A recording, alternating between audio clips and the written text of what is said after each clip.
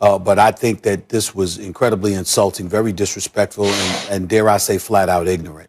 I'm going to hand it to Max and Jeff by simply just throwing out a couple of numbers. And I understand, and I don't normally lean on numbers like this, but I think it's incredibly important to point out. Danny Amendola started off his career in St. Louis. He had a 1-15 season. He had a 2-14 season. Okay? Needless to say, they didn't win. He goes to New England. They go to 5 straight AFC championship games. Every year he was there. 3 times they won the Super Bowl. 2 times they ended up Super Bowl champions. Danny Amendola is a bright guy. He plays football. He knows football. Last time I checked, he knows they have special teams. He knows they have a defense. The New England Patriots was ranked as a top 10 defense every single year he was there. 3 times they were top 8. 2 times they were top 5. 1 time they were the number 1 defense in the National Football League. It wasn't just Tom Brady. And so you take that into consideration, and then you combine that with the fact that he departs and goes to Miami. It's a 7-9 season. Then he joins Matt Patricia, his former defensive coordinator with New England, who took over the job at Detroit. Their record in 2 years in Detroit was 3-12-1 and 5-11, if I remember correctly. That is an 8-23-1 record. How the hell are you going to just ignore Bill Belichick and bring up this year when they started off the season with 9 different damn dudes saying we ain't going to play because of COVID-19, which included Patrick Chung and Dante Hightower? How you going to do that? That's shade very, very flagrantly being thrown on Bill Belichick. And I think it's unfortunate that he would choose to do that because the facts do not support what he's saying. I think it was wrong for him to say that. Well, I think we could take it with a grain of salt. Maybe he's salty at Belichick, but I can't just dismiss what a member of the team who was coached by Belichick and caught passes from Tom Brady has to say, because, guys, let's not lose the forest for the trees, nor take what Amendola said here too literally. You know, really what's going on? There were 2 camps. Look, we all know Brady and Belichick were great together, and they both deserve credit. Like, we don't need to repeat that constantly. But there were 2 camps, and this is the greatest sports debate of the 21st century. This and Jordan or LeBron, right? But this is unique to this century. Was it more Brady or was it more Belichick? People like me, I think most people, for the most part, thought, it's coach's league.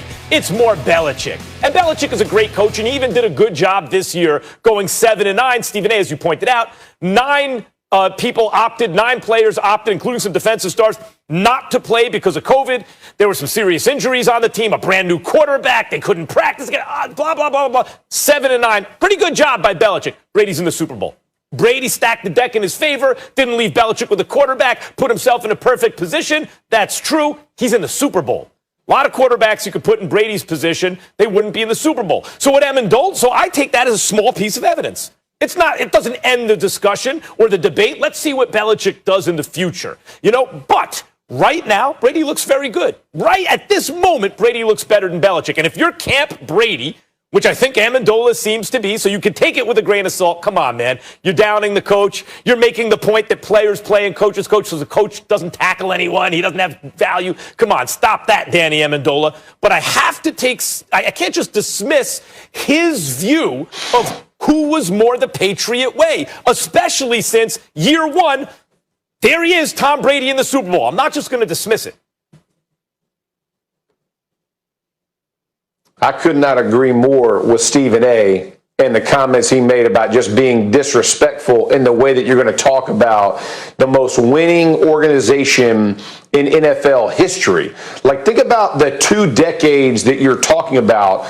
I'm pretty sure Belichick built those teams, right? So not only does he hire guys to come in and play, does he find the guys that fit his system? Does he help the coaches coach those players that said stay up all night, watch all this film, and put them in the right position to make plays? Like, how about we go back and look at the Patriots defense that for the entire Tom Brady time in New England, averaged 18 points a game. Like his entire career in New England, the Patriots defense averaged 18 points a game. That's insane how good that really is. So I think it's not only dismissive towards the coach, it's towards other players. All those guys. You don't think Teddy Bruschi doesn't define the Patriot way? Ted Johnson, right? I mean, Will Fork, Ty Law. Like, go through the list of guys on the defensive side, and all, Ty Law, all that's going to be, the Hall of Fame is going to be littered with those guys. And Richard Seymour, right? Like these guys all deserve. And what made them unique, Max, is that they all bought in to Belichick's way. So is Tom Brady responsible for those Super Bowls? Absolutely he is. But this has to be an and conversation. The minute you make it an or, you have dismissed both of them and the value and the role that they both played. And the role, by the way, is probably the most important part for both of those guys. Belichick didn't have to be a player, right? He got the right players in the right positions, and you know it's not a fluke because he did it year after year after year and gave them a chance. Did Brady come in and assume a leadership role like none other, drive this organization to new heights, do all those things? Absolutely. But when you just act, and the reason it's so insulting is he brought you in. He brought you in to help for those 5 years, and to Stephen A's point, on the other teams that were absolute trash, right? So you have never had a winning season outside. So if you're telling me it's all about players, why couldn't you win on any of those teams? The coaching does matter. Well, development of players and organization does matter. He got... Yeah, understood. But there's a lot of good quarterbacks who don't have this type of legacy and length of productivity. That's the key. 20 years. Here's the deal.